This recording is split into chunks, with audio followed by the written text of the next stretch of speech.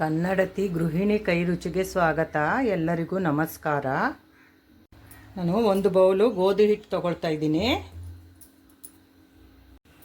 ಈಗ ನಾನು ಒಂದು ನಾನ್ ಸ್ಟಿಕ್ ಬಾಣಲೆ ಇಟ್ಕೊಂಡಿದ್ದೀನಿ. ಅದಕ್ಕೆ ಒಂದು ಬೌಲು ಗೋಧಿ ಹಿಟ್ಟನ್ನು ಹಾಕ್ಕೊಳ್ತೀನಿ. ಅದು ಚೆನ್ನಾಗಿ ಕಾದಿದೆ. ನಾನ್ ಸ್ಟಿಕ್ ತವ ಚೆನ್ನಾಗಿ ಕಾದಿದೆ ಬಾಣಲೆ. ಈಗ ಅದಕ್ಕೆ ನಾನು ಒಂದು ಬೌಲು ಗೋಧಿ ಹಿಟ್ಟು ಹಾಕ್ಕೊಂಡಿದ್ದೀನಿ. ಈಗ ಅದನ್ನ ನಾನು ಹುರ್ಕೋತೀನಿ. ಗಮ್ಮ ಅಂತ ಸ್ಮೆಲ್ ಬರೋವರೆಗೂ ಹುರ್ಕೋಬೇಕು. ಈಗ ಇದನ್ನ ನಾನು ಹುರ್ಕೊಳ್ತೀನಿ. ತವಾದಲ್ಲಿ ನಾನ್ ಸ್ಟಿಕ್ ಬಾಣಲೆಯಲ್ಲಿ ಹಾಕಿದ್ದೀನಿ. ಈಗ ಇದನ್ನ ನಾನು ಚೆನ್ನಾಗಿ ಗಮ್ಮಂತ ಸ್ಮೆಲ್ ಬರೋವರೆಗೂ ಘಮ ಬರೋವರೆಗೂ ಹುರ್ಕೋಬೇಕು. ಲೋ ಫ್ಲೇಮಲ್ಲಿ ಇಟ್ಕೋಬೇಕು, ಇಲ್ಲಾಂದರೆ ಮೀಡಿಯಮ್ ಫ್ಲೇಮಲ್ಲಿ ಇಟ್ಕೋಬೇಕು ಅಷ್ಟೇ. ಜಾಸ್ತಿ ಎತ್ತರಿಸೋ ಆಗಿಲ್ಲ ಸ್ಟವನ್ನು. ಇದು ಹುರ್ಕೋಬೇಕು. ಇದರಿಂದ ನಾನು ಬರ್ಫಿ ಮಾಡೋದಕ್ಕೆ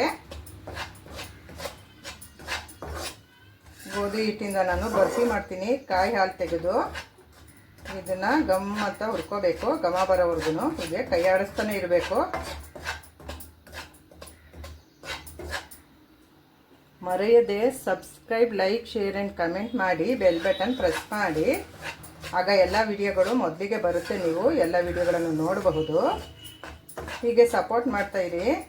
ಫ್ರೆಂಡ್ಸು ರಿಲೇಷನ್ಸ್ಗೆಲ್ಲ ವಿಡಿಯೋಗಳನ್ನು ಶೇರ್ ಮಾಡ್ತಾಯಿರಿ.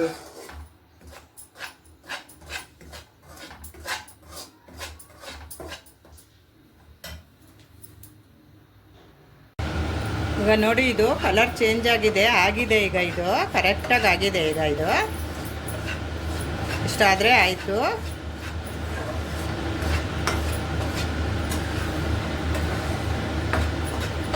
ಸ್ಮೆಲ್ಲೂ ತುಂಬ ಚೆನ್ನಾಗಿ ಬರ್ತಾಯಿದೆ. ಘಮ ಬರ್ತಾಯಿದೆ ಚೆನ್ನಾಗಿ. ಈಗ ನಾನು ಸ್ಟವ್ ಆಫ್ ಮಾಡ್ಕೊಳ್ತೀನಿ.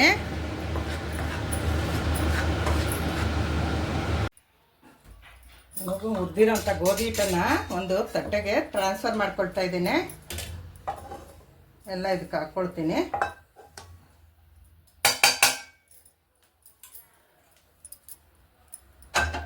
ಕಲರ್ ಚೇಂಜ್ ಆಗಿದೆ ನೋಡಿ, ಎಷ್ಟು ಚೆನ್ನಾಗಿ ಬಂದಿದೆ. ಕೆಂಪುಗ ಕಲರ್ ಈ ಥರ ಬರಬೇಕು. ಇದನ್ನ ತಣ್ಣಗಾಗಬೇಕೀಗ. ಇದು ನಾನು ಒಂದು ಬೌಲು ತೆಂಗಿನಕಾಯಿ, ಫ್ರೆಶ್ ತೆಂಗಿನಕಾಯಿ ತುರಿಯನ್ನು ತೊಗೊಂಡಿದ್ದೀನಿ. ಈಗ ಇದನ್ನ ಮಿಕ್ಸಿ ಮಾಡ್ಕೊಳ್ತೀನಿ. ಇದರಿಂದ ಕಾಯಿ ಹಾಲು ತೆಗೆದು ಅದರಿಂದ ನಾನು ಬರ್ಫಿ ಮಾಡೋದು, ಗೋಧಿ ಬರ್ಫಿನ. ಈಗ ನಾನು ಈ ಒಂದು ಮಿಕ್ಸಿ ಜಾರಲ್ಲಿ ಹಾಕ್ಕೊಳ್ತೀನಿ. ಇದಕ್ಕೆ ಒಂದು ಸ್ವಲ್ಪ ನೀರು ಹಾಕಿ ನಾನು ಮಿಕ್ಸಿ ಮಾಡ್ಕೊಳ್ತೀನಿ. ನಾನು ಇದಕ್ಕೆ ಒಂದು ಸ್ವಲ್ಪ ನೀರು ಹಾಕಿ ಮಿಕ್ಸಿ ಮಾಡ್ಕೊಳ್ತೀನಿ. ನಾನಿಲ್ಲಿ ಕಾಯಿಯನ್ನು ಮಿಕ್ಸಿ ಮಾಡ್ಕೊಂಡು ಬಂದಿದ್ದೀನಿ. ಒಂದು ಅರ್ಧ ಗ್ಲಾಸ್ ನೀರು ಹಾಕಿ ಅದನ್ನ ನಾನು ಫಿಲ್ಟ್ರಿಗೆ ಹಾಕಿ ಫಿಲ್ಟ್ರ್ ಮಾಡ್ಕೊಳ್ತಾ ಇದ್ದೀನಿ. ಬಟ್ಟೆಯಿಂದ ಆದರೂ ನಾವು ಈ ಥರ ಫಿಲ್ಟ್ರ್ ಮಾಡ್ಕೋಬೋದು. ಈ ಥರ ಫಿಲ್ಟ್ರಿಂದ ಆದ್ರೂ ನಾವು ಸೋಸ್ಕೋಬೋದು. ಇದನ್ನ ನಾನೀಗ ಸೋಸ್ಕೊಳ್ತಾ ಇದ್ದೀನಿ.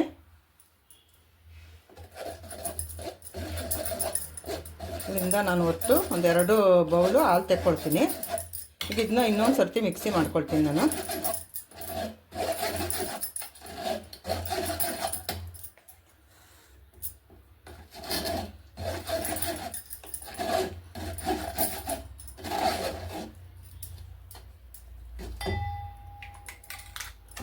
ಇಷ್ಟು ಚೆನ್ನಾಗಿ ಬಂದಿದೆ. ಈಗ ನಾನು ಇದನ್ನ ಮತ್ತೆ ಮಿಕ್ಸಿ ಜಾರ್ಗೆ ಹಾಕ್ಕೊಂಡು ಇನ್ನೊಂದು ಸರ್ತಿ ಮಿಕ್ಸಿ ಮಾಡ್ಕೊಳ್ತೀನಿ. ಮಿಕ್ಸಿ ಜಾರ್ಗೆ ಹಾಕ್ಕೊಳ್ತಾ ಇದ್ದೀನಿ.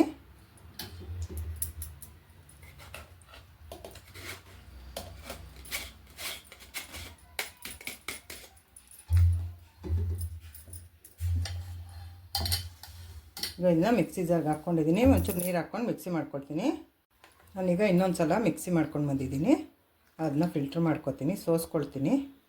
ಈ ಸೋಸೋದಿಲ್ಲ ಅಂದರೆ ಬಟ್ಟೆಯಿಂದ ನಾವು ತೆಳಗಿರೋದು ಒಂದು ವೇಲೋ ಏನಾದರೂ ದುಪ್ಪಟದಿಂದ ನಾವು ಹಾಕಿ ಸೋಸ್ಕೋಬಹುದು.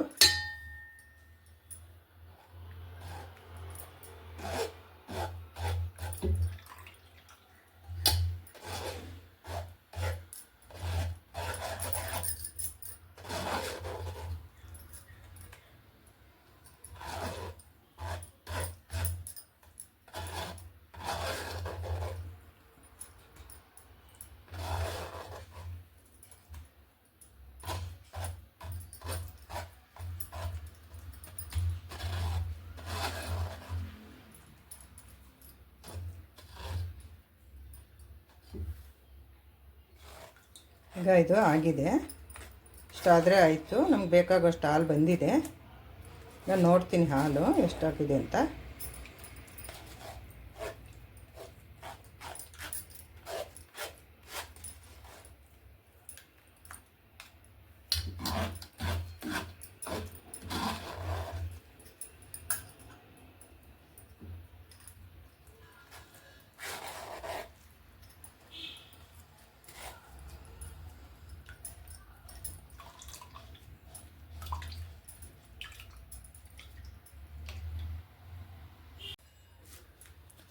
ನಾನಿಲ್ಲಿ ಅರ್ಧ ಬೌಲು ಬೆಲ್ಲ ತೊಗೊಂಡಿದ್ದೀನಿ. 1 ಬೌಲ್ ಗೋಧಿ ಹಿಟ್ಟಿಗೆ ಅರ್ಧ ಬೌಲ್ ಬೆಲ್ಲ ಆದರೆ ಸಾಕಾಗುತ್ತೆ. ಈಗ ನಾನು ಬೆಲ್ಲ ಕರಗಿಸೋದಕ್ಕೆ ಒಂದು ಪಾತ್ರೆ ತೊಗೊಂಡಿದ್ದೀನಿ. ಅದರಲ್ಲಿ ಈ ಬೆಲ್ಲನ ನಾನು ಹಾಕ್ಕೊಳ್ತೀನಿ. ಅದಕ್ಕೆ ಒಂದು ಸ್ವಲ್ಪ ಒಂದು 1/4 ಗ್ಲಾಸಷ್ಟು ನೀರು ಹಾಕಿಬಿಟ್ಟು ನಾನು ಇದನ್ನ ಇಡ್ತೀನಿ ಸ್ಟವ್ ಮೇಲೆ. 1 ಬೌಲು ಗೋಧಿ ಹಿಟ್ಟಿಗೆ ನಾನು ಅರ್ಧ ಬೌಲು ಬೆಲ್ಲ ತೊಗೊಂಡಿದ್ದೀನಿ. ನೀವು ಬೇಕಾದರೆ ಸ್ವೀಟ್ ಜಾಸ್ತಿ ತೊಗೊಳ್ಳೋರು 1/4 ಬೌಲು ಹಾಕ್ಕೋಬಹುದು. ನಾವು ಕಡಿಮೆ ಸ್ವೀಟು, ಹಾಗಾಗಿ ನಾನು ಅರ್ಧ ಬೌಲನ್ನ ಹಾಕ್ಕೊಂಡಿದ್ದೀನಿ. ಈಗ ಬೆಲ್ಲ ಕರಗೋದಕ್ಕೆ ಇಡ್ತೀನಿ. ಒಂದು ಪಾತ್ರೆಯಲ್ಲಿ ಬೆಲ್ಲ ಹಾಕಿ ಅದಕ್ಕೆ ಸ್ವಲ್ಪ ನೀರು ಹಾಕಿ ಇಟ್ಟಿದ್ದೀನಿ. ಈಗ ಅದು ಕರಗಬೇಕು. ಕರಗಿದ್ಮೇಲೆ ಅದನ್ನ ನಾನು ಸೋದಿಸ್ಕೊಳ್ತೀನಿ. ಅದರಲ್ಲಿ ಏನಾದರೂ ಡಸ್ಟ್ ಇದ್ದರೆ ಅದೆಲ್ಲನೂ ಶೋಧಿಸಿದಾಗ ಎಲ್ಲ ಬಂದುಬಿಡುತ್ತೆ ಅಂತ, ಕಸ ಕಡ್ಡಿ ಇದ್ದರೆ. ಹಾಗಾಗಿ ಇಟ್ಟಿದ್ದೀನಿ. ಈಗ ಅದು ಬೆಲ್ಲ ಕರಗಬೇಕು.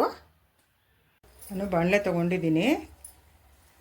ಅದಕ್ಕೆ ಈಗ ಕಾಯಿ ಹಾಲು ಎಷ್ಟಿದೆ ಅಂತ ನೋಡೋಣ. 1 ಬೌಲು, 2 ಬೌಲು, 2.5 ಬೌಲು ಕಾಯಿ ಹಾಲಾಗಿದೆ. ಈಗ ಬೆಲ್ಲ ಕರಗ್ತಾ ಇದೆ. 1 ಬೌಲು ಗೋಧಿ ಹಿಟ್ಟಿಗೆ 2.5 ಬೌಲು ಕಾಯಿ ಹಾಲು ತೊಗೊಂಡಿದ್ದೀನಿ ನಾನು. ಇದಕ್ಕೆ ಎಣ್ಣೆ ತುಪ್ಪ ಏನೂ ಬೇಕಾಗೋದಿಲ್ಲ. ಕಾಯಿ ಹಾಲಲ್ಲಿರೋದೇ ಜಿಡ್ಡಿನ ಅಂಶನೇ ನಮಗೆ ಸಾಕಷ್ಟು ಆಗುತ್ತೆ.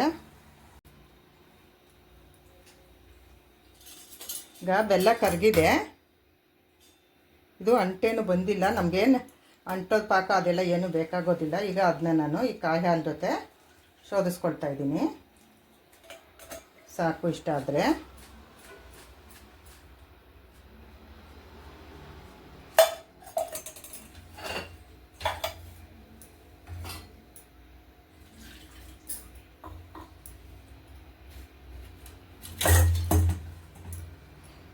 ಈಗ ಇದನ್ನ ನಾನು ಸ್ಟವ್ ಹಚ್ಚಿ ಇಡ್ತೀನಿ. ಈಗ ನಾನಿಲ್ಲಿ ಒಂದು ತಟ್ಟೆನ ತೊಗೊಂಡು ಅದಕ್ಕೆ ಒಂದು ಅರ್ಧ ಸ್ಪೂನು ತುಪ್ಪ ಹಾಕ್ಕೊಳ್ತೀನಿ. ಈಗ ಅದನ್ನೆಲ್ಲ ನಾನು ಸ್ಪ್ರೆಡ್ ಮಾಡ್ಕೊಳ್ತೀನಿ.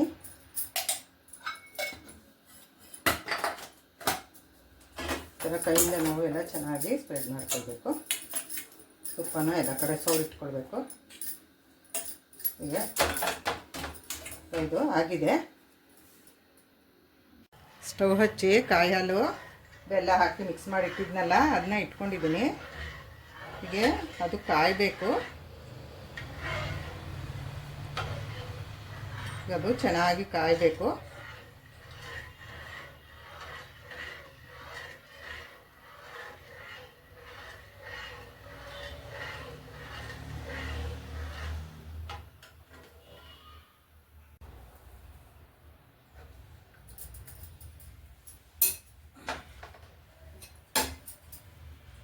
ಗೋಧಿ ಹಿಟ್ಟನ್ನೆಲ್ಲ ನಾನು ಹಾಕಿ ಹೀಗೆ ಮಿಕ್ಸ್ ಮಾಡ್ಕೊಳ್ತೀನಿ.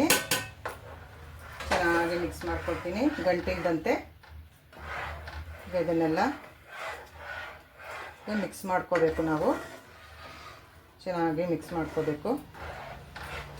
ತಿರುತ್ತಾನೆ ಇರಬೇಕು, ಕೈ ಬಿಡದೆ. ಇದೆಲ್ಲ ಈ ಕಾಯಿ ಹಾಲು ಜೊತೆ ಚೆನ್ನಾಗಿ ಮಿಕ್ಸ್ ಆಗಬೇಕಿದು. ಅದಕ್ಕೆ ಏನು ಒಂದು ಸ್ವಲ್ಪನೂ ತುಪ್ಪನೂ ಏನು ಬೇಕಾಗೋದಿಲ್ಲ. ಎಣ್ಣೆ ತುಪ್ಪ ಏನು ಉಪಯೋಗಿಸೋದಿಲ್ಲ. ಇದರಲ್ಲಿರೋ ಜಿಡ್ಡಿನ ಅಂಶನೇ ನಮಗೆ ಸಾಕಾಗುತ್ತೆ. ಕಾಯಿ ಹಾಲಲ್ಲಿರೋ ಜಿಡ್ಡಿನ ಅಂಶನೇ.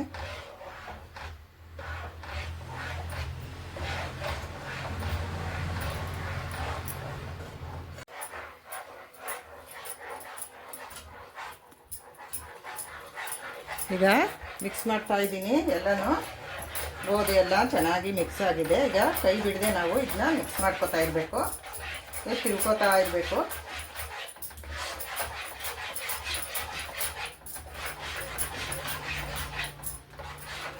ಗೋಧಿ ಎಲ್ಲ ನಾನು ಆಗಲೇ ಹಾಕಿ ಮಿಕ್ಸ್ ಮಾಡಿಬಿಟ್ಟಿದ್ದೀನಿ. ಎಲ್ಲ ಚೆನ್ನಾಗಿ ಮಿಕ್ಸ್ ಆಗೋಗಿದೆ. ಈ ಥರ ಕೈ ಬಿಡದೆ ನಾವು ತಿಳ್ಕೊತಾ ಇರಬೇಕು. ಆಗ ಗಂಟಾಗೋದಿಲ್ಲ. ಇಲ್ಲಾಂದರೆ ನಾವು ಕೈ ಬಿಟ್ವಿ ಅಂದರೆ ಗಂಟಾಗೋದು ಚಾನ್ಸ್ ಇರುತ್ತೆ. ಹಾಗಾಗಿ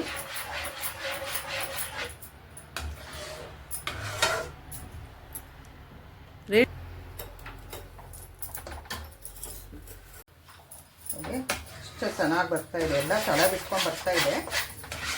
ಇನ್ನೇನು ಆಗ್ತಾ ಬಂತಿದ್ದು. ಇನ್ನೊಂದು ಸ್ವಲ್ಪ ಹಾಕಬೇಕಿದು. ಒಂಚೂರು ತುಪ್ಪ ಏನು ಬೇಕಾಗೋದಿಲ್ಲ. ತಳ ಬಿಟ್ಕೊಂಡು ಬರ್ತಾಯಿದೆ.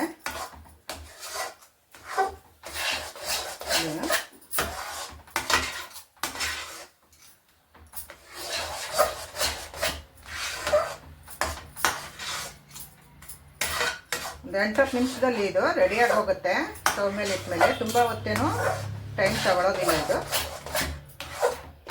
ಇದನ್ನು ನಾವು ಎಷ್ಟು ದಿನ ಬೇಕಾದ್ರೂ ಒಂದು 15ರಿಂದ 20 ದಿನ ನಾವು ಇಟ್ಕೊಂಡು ಸ್ಟೋರ್ ಮಾಡಿಕೊಂಡು ತಿನ್ನಬಹುದು. ಒಂದು ಬಾಕ್ಸಲ್ಲಿ ಹಾಕಿ ಇಟ್ಕೊಂಡು. ಈಗ ಬೇಸಿಗೆನಲ್ಲಿ ಮಕ್ಕಳಿಗೆ ಏನಾದರೂ ತಿನ್ನೋದಕ್ಕೆ ಬೇಕಲ್ವಾ, ಅವ್ರಿಗೆ ಈ ಥರ ಏನಾದರೂ ಮನೆಯಲ್ಲಿ ನಾವು ಮಾಡಿಕೊಟ್ರೆ ಖುಷಿಯಿಂದ ತಿಂತಾರೆ ಅವರು. ನೋಡಿ, ನಾನು ತುಪ್ಪ ಎಣ್ಣೆ ಏನು ಯೂಸ್ ಮಾಡಲ್ಲ. ಬೆಲ್ಲ, ಕಾಯಿ ಹಾಲು, ಗೋಧಿ 3 ಪದಾರ್ಥದಿಂದ ನಾನು ಇದನ್ನ ಮಾಡ್ತಾಯಿದ್ದೀನಿ.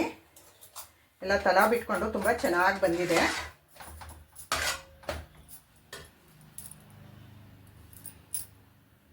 ಈಗ ನಾನು ಏಲಕ್ಕಿ ಪುಡಿನ ಹಾಕ್ಕೊಳ್ತಾ ಇದ್ದೀನಿ. 1 ಸ್ಪೂನು ಏಲಕ್ಕಿ ಪುಡಿ ಸಕ್ಕರೆ ಜೊತೆ ಮಿಕ್ಸಿ ಕುಟ್ಟಿ ಇಟ್ಕೊಂಡಿದ್ದೀನಿ ಪುಟಾಣಿಯಲ್ಲಿ. ಈಗ ಅದನ್ನೆಲ್ಲನೂ ನಾನು ಚೆನ್ನಾಗಿ ಮಿಕ್ಸ್ ಮಾಡ್ಕೊಳ್ತೀನಿ. ನೋಡಿ ಎಷ್ಟು ಚೆನ್ನಾಗಾಗಿದೆ, ಎಷ್ಟು ಚೆನ್ನಾಗಿ ಬಂದಿದೆ ನೋಡಿ.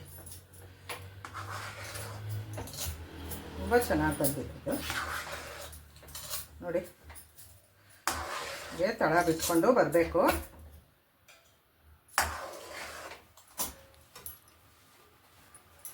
ತಳ ಬಿಟ್ಕೊಂಡು ಹೀಗೆ ಬರಬೇಕು.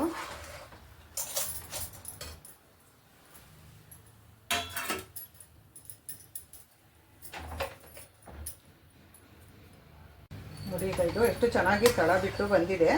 ಈಗ ಇದು ಕರೆಕ್ಟಾಗಿ ಆಗಿದೆ. ಈಗ ನಾನು ಇದನ್ನ ಒಂದು ತಟ್ಟೆನಲ್ಲಿ ತುಪ್ಪ ಸವರಿ ಇಟ್ಟಿದ್ನಲ್ಲ, ಆ ತಟ್ಟೆಗೆ ಹಾಕ್ಕೊಳ್ತೀನಿ. ಸ್ಟವ್ ಆಫ್ ಮಾಡ್ಕೊಳ್ತೀನಿ. ಈಗ ನಾನು ಇದರಲ್ಲಿ ಹಾಕ್ಕೊಳ್ತೀನಿ. ತಳ ಬಿಟ್ಟು ಬಂದಿದೆ. ಈಗ ಇದನ್ನ ನಾನು ಹಾಕ್ಕೊಳ್ತೀನಿ ಎಲ್ಲ ನನಗೆ.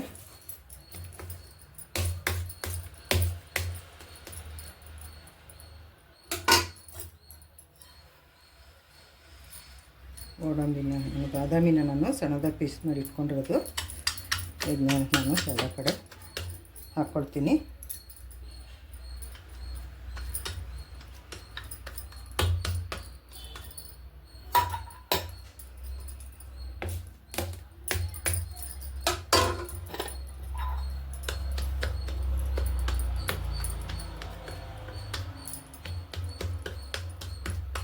ಆಯ್ತು, ಈಗ ಇದು ಒಂದು 1/4 ಗಂಟೆ 20 ನಿಮಿಷ ಬಿಟ್ಕೊಂಡಿದ್ದನ್ನ ನೋಡೋಣ. ಕಟ್ ಮಾಡ್ತೀನಿ.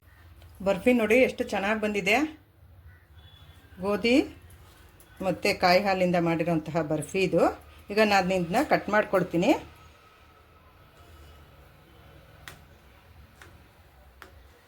ಒಂದು 1/2 ಅವರ್ ಆಗಿದೆ ನಾನು ಇದನ್ನ ತಟ್ಟೆಗೆ ಹಾಕಿ.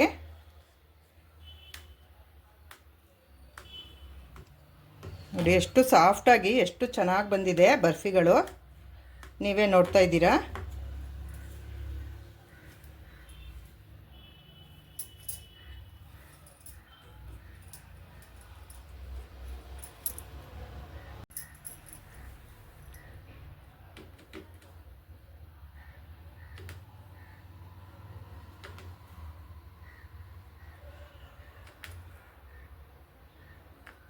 ನೋಡಿ ಎಷ್ಟು ಚೆನ್ನಾಗಿ ಬರ್ತಾಯಿದೆ.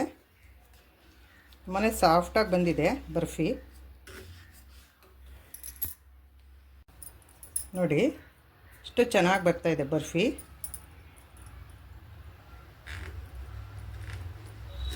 ಗೋಧಿ ಮತ್ತು ಕಾಯಿ ಹಾಲಿನ ಬೆಲ್ಲ 3 ಉಪಯೋಗಿಸ್ಕೊಂಡು ಮಾಡಿರೋದಷ್ಟೇ. ತುಂಬಾ ಸೂಪರಾಗಿ ಬರ್ತಾಯಿದೆ. ಈಗ ಬೇಸಿಗೆ ಅಲ್ವಾ, ಹಾಗಾಗಿ ಮಕ್ಕಳಿಗೆ ಈ ಥರ ನಾವು ಮಾಡಿಕೊಡೋದ್ರಿಂದ ಖುಷಿಯಿಂದ ತಿಂತಾರೆ. ಅವ್ರಿಗೆ ಚಾಕ್ಲೇಟು ಕೊಡಬೇಕು ಅಂತಲೇ ಏನಿಲ್ಲ. ಚಾಕ್ಲೇಟ್ ಕೇಳ್ತಾರಲ್ಲ ಅವರಿಗೆ ಈ ಥರ ಬರ್ಫಿಗಳನ್ನು ನಾವು ಮಾಡಿ ಕೊಡಬಹುದು. ನೋಡಿ ಎಷ್ಟು ಚೆನ್ನಾಗಿ ಬಂದಿವೆ ಬರ್ಫಿಗಳು. ಮರೆಯದೆ subscribe, like, share and comment ಮಾಡಿ, ಬೆಲ್ ಬಟನ್ ಪ್ರೆಸ್ ಮಾಡಿ. ಆಗ ನೋಟಿಫಿಕೇಷನ್ ಬರುತ್ತೆ, ಮೊದಲಿಗೆ ಎಲ್ಲ ವೀಡಿಯೋಗಳು ಬರುತ್ತೆ, ಆಗ ನೀವು ನೋಡಬಹುದು, ಮೊದಲಿಗೆ ವೀಡಿಯೋಗಳನ್ನು ನೋಡಬಹುದು. ಹೀಗೆ ಸಪೋರ್ಟ್ ಮಾಡ್ತಾಯಿರಿ. ರಿಲೇಷನ್ಸು, ಫ್ರೆಂಡ್ಸ್ಗೆಲ್ಲ